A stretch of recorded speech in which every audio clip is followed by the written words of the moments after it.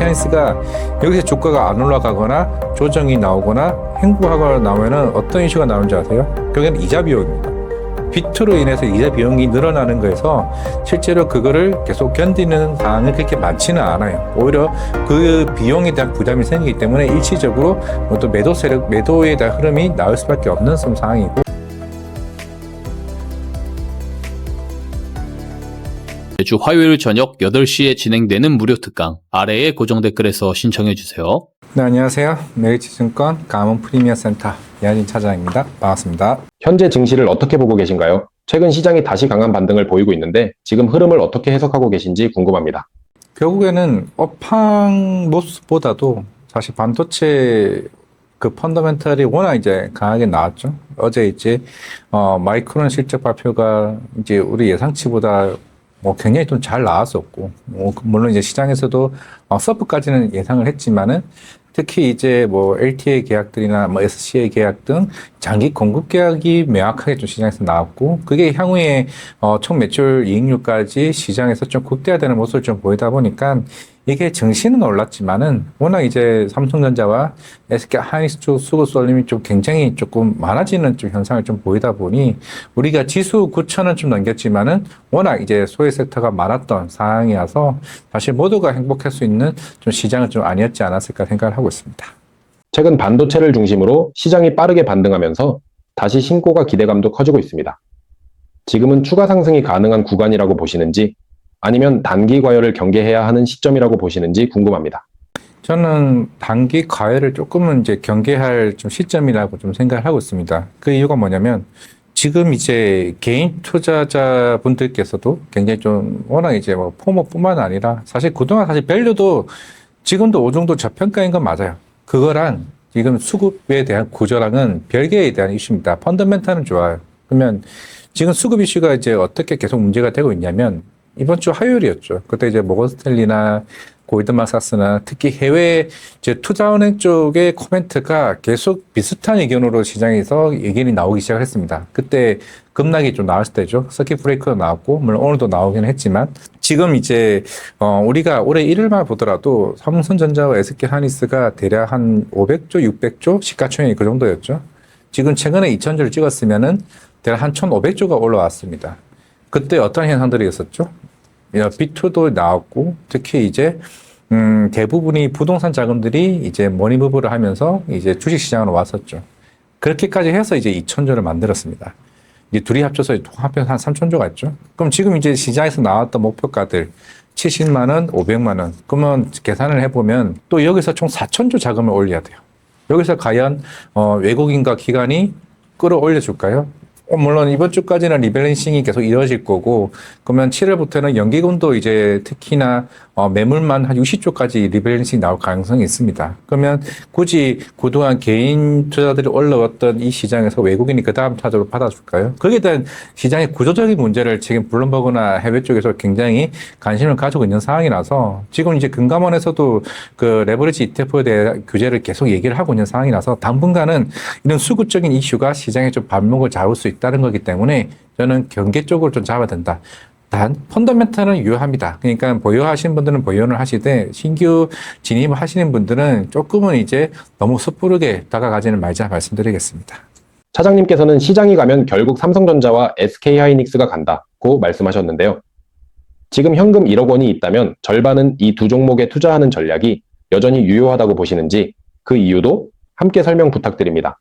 신규 유효는 하죠. 유효는 한데 제가 이제 변동성에 대해서 금방 말씀을 드렸습니다. 그러면 7월 달에는 잠정 실적 발표 잘 나올 거예요. 아마 이거는 7월 7일이나 7월 8일쯤에 발표가 될 거고, SK하이닉스가 7월 29일, 삼성전자가 아마 7월 30일 날 실적 발표 이후에 이제 컨퍼런스 콜이 이제 열리겠죠. 아마 제가 볼 때는 마이크론보다 훨씬 더 많은 그 장기 공급 계약들이 이제 수두룩하게 나올 거고, 삼성전자는 오히려 이번에 그 충당금 얘기가 나왔죠. 총 연간 45조에서 이번에 20조가 실제로 실적의 그 충당금으로 좀 반영이 되기 때문에 오히려 그거를 이제 리스크 소멸로 시장에서 반영을 할 겁니다. 그러면 이제 향후에 영업이익에 대한 성장폭에 대해서 무게감을 굉장히 좀 줄 수 있다고 보고 있는데 그게 7월 초나 7월 적어도 둘째 주까지는 당분간의 이 리밸런싱 이슈나 아니면 그런 B2에 대한 이슈들 잘 생각해 보시면은 삼성전자 SK하이닉스가 여기서 주가가 안 올라가거나 조정이 나오거나 행보하거나 나오면은 어떤 이슈가 나오는지 아세요? 결국엔 이자 비용입니다. B2로 인해서 이자 비용이 늘어나는 거에서 실제로 그거를 계속 견디는 상황은 그렇게 많지는 않아요. 오히려 그 비용에 대한 부담이 생기기 때문에 일시적으로 또 매도 세력, 매도에 대한 흐름이 나올 수밖에 없는 상황이고 외국인은 당분간은 좀 많이 지켜볼 거라 좀 생각을 하고 있습니다. 왜냐면은 삼성전자 하이닉스가 여기서 계속 올라가게 되면 그들도 평가 금액이 계속 비중이 올라가기 때문에 아무리 리밸런싱을 하더라도 다시 재매입을 할 수 있는 구간이 아니거든요. 그런 상황에서 오히려 조정이 나와주고 다른 섹터가 올라가줘야 외국인은 그 다음 스텝에서 삼성전자 하이닉스를 비중을 늘릴 수 있는 겁니다. 그런 상황이기 때문에 다시 한 번 더 신규 자금이 좀 나온다라고 하게 되면 저는 삼성전자는 30만 원 초반이나 20만 원대에서는 들어가는 건 오케이. 근데 지금 단장의 올해 상반기만큼의 상승은 너무 기대하지는 마시라. 4천조에 대한 자금을 땡기려면은 결국 외국인과 기관 수급이 필요하다는 점 말씀드리겠습니다. 이게 조정이 나와주고 다른 섹터가 어느 정도 평이하게 지수를 기반을 해줘야 그 다음 넥스트가 나오기 때문에 지금 그러한 현상이라는 점 말씀을 드리겠습니다. 코스피는 9,000선 가까이 올랐지만 실제로는 삼성전자, SK하이닉스, 삼성정의 등 일부 대형주가 시장을 이끌었습니다. 반면 조선방산원전 등 이른바 조방원에 물려있는 투자자들도 많은데요. 지금이라도 주도주인 삼성전자, SK하이닉스 등으로 갈아타는 전략이 맞다고 보시는지 궁금합니다. 사실 이건 오늘도 제 고객분이나 어제도 마찬가지였고 아마 마이크론 실적 발표 나와서 유일하게 유독 이상하게 이게 제 주변에 대다수 아마 여러분들도 마찬가지일 겁니다. 다 똑같이 얘기하셨어요. 그냥 삼성전자 하이닉스 몰빵하는 전략이 낫지 않을까요? 진짜 오늘도 저한테 얘기를 하시길래 고객님이 원하시면 그렇게 해드리겠습니다. 그 방법도 맞을 수도 있고 아니면 조방원이 말씀대로 제가 하반기에는 다른 섹터 쪽에 수급이 온 것 같다가 그 이후에 삼성전자 닉스가 행보하면서 주가가 올라갈 가능성. 저는 이 전략이 맞지만은 그게 다를 수도 있다고 생각하고 있습니다. 그런데 이제는 은행들도 다 막혔고 증권사들도 대형사들은 이미 이제 주식 신용이나 담보대출 다 막혔습니다. 그럼 이제 레버리지 투자가 거의 제한적이죠. 그럼 ETF도 레버리지도 조만간 금감원에서 또 재개를 걸 텐데 과연 이게 쉬워질까요? 그게 좀 쉬워지지 않는 상황에서 저는 이제 그 고객님 말과는 좀 제외되고 제 생각을 말씀을 드리면은 지금은 조방을 파는 게 대해서는 그런 좋은 선택은 아니라고 좀 개인적으로 생각하고 있습니다. 조선. 지금 이제 김정은 산업부 장관도 얘기를 했고 이제 이재명 대통령도 얘기를 했고 지금 이제 캐나다 방산 국장도 얘기를 했지만은 잠수정이 끝이 아니라고 얘기를 했거든요. 근데 이번에는 최근에 주가가 빠진 거는 아마 60조 12척은 다 가지지 못할 것 같아요. 그게 이재명 대통령이 얘기를 하면서 약간 뉘앙스가 그때 하나오션이 급등했다가 주가가 빠진 이유가 느낌이 60조 그 12척은 다 못 가져가 있구나. 왜냐하면 독일에 있는 그 선박회사가 잠수정으로 전 세계 1등 하는 회사입니다. 그리고 나토 국가이기도 하고. 그전에는 사실 산업 패키지 D까지 포함됐기 때문에 사실 우리나라도 기대감이 좀 컸었거든요. 그게 이제 조금 이제 불안 심리가 커지면서 주가가 빠졌기 때문에 대신에 그 이후에 이제 군함과 관련된 국가수권법 이제 NDA 법이 통과가 9월쯤에 되고 있고 그 이후에 수주가 하나둘씩 쌓이게 되면은 조선주는 2분기 실적 굉장히 좋아질 겁니다. 좋아질 수밖에 없는 구조고 그거는 조선과 관련된 수익 구조를 아시는 분들은 헤비테일 방법으로 보게 되면 그게 이번에 고성가 물량들이 많이 되는 시점이기 때문에 조선주는 실적이 좋고 원전도 마찬가지로 이번에 시기가 좀 지연되긴 했지만 미국 유틸리티 업체들과의 그게 원래 5월 말이었거든요.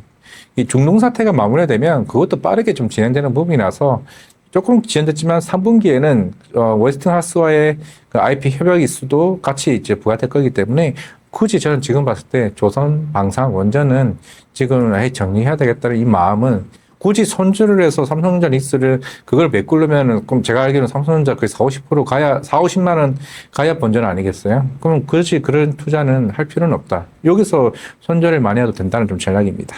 최근 시장이 반등하고 있지만 B2는 여전히 경계해야 한다는 의견도 많은데요. 차장님께서는 현재 신용 투자를 어떻게 바라보고 계신지 궁금합니다.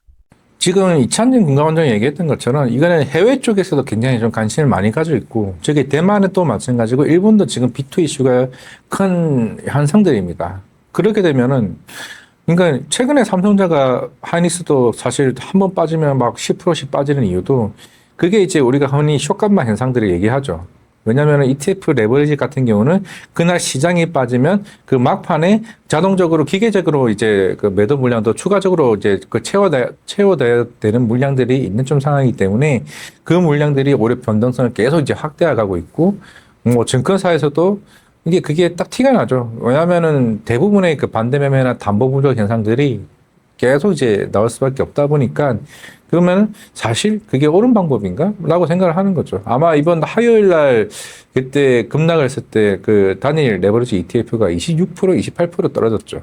근데 그 다음날 다시 올랐습니다. 근데 또 오늘 같은 경우가 또 이렇게 20% 이상 빠지게 되면 결과론적으로 나중에 보게 되면 과연 그 수익이 본주를 투자했을 때보다 수익이 커질까요? 저는 그렇게 생각하지 않는 상황이라서 변동성이 큰 거를 너무 즐기는 거는 오히려 신용투자에 대한 좀 악습 효과를 계속 진행되는 부분이기 때문에 어차피 이 싸움은 길게 가는 싸움입니다. 삼성전자 하이닉스는. 그 내년 말 그 2030년 밸류를 아마 제가 볼 때 내년 말까지는 충분히 반영하면서 주가가 올라갈 거기 때문에 천천히 올라가는 구조인데 그 과정 속에서 상승 하락 반복을 하게 되면 사실 제가 볼 때 레버리지 투자는 과연 옳은가에 대한 고민을 좀 해볼 필요는 있다라고 생각을 하고 있습니다.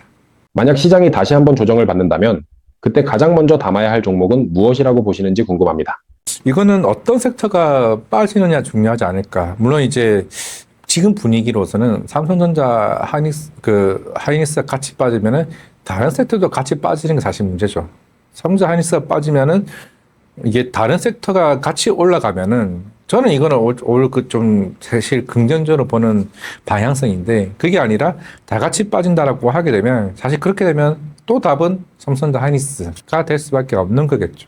오늘 뭐 애플 이슈가 나오긴 했지만은 그거는 사실 큰 문제는 아니거든요. 그거는 애초에 애플은 이미 2분기 4월 달부터 얘기가 나왔던 부분이라서 그게 AI 쪽으로는 영향이 확대되는 부분이 아니기 때문에 그럼 정말 다 같이 빠지는 조정이 나오면은 그냥 답은 정해져 있습니다. 삼성전자와 SK 하이닉스 쪽으로 봐야 된다 생각하고 있습니다.